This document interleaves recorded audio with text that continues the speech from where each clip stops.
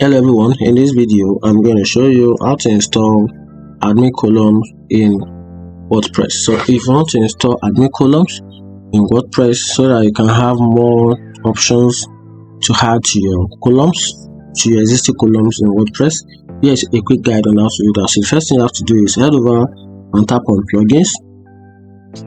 So plugins, then to take you down to the plugin sections, the plugins marketplace, so you can search some various type of plugs from WordPress to fabricate your styles in designing your website. So the first thing you have to do is make sure, like I said, for you to be able to get some important plugins on this plugin marketplace, in the plugins marketplace, you have to make sure you're on pro version. So just type in and search for admin column, admin column. Okay,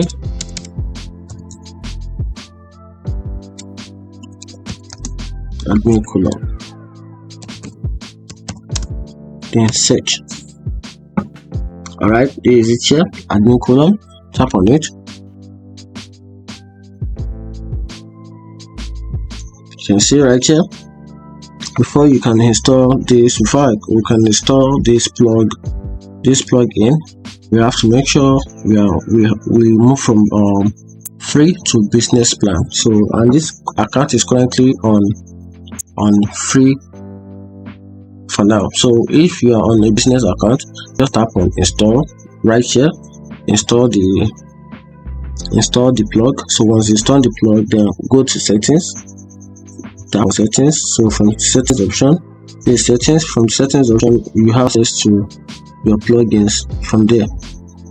You have access to your plugins from there. Then you install it.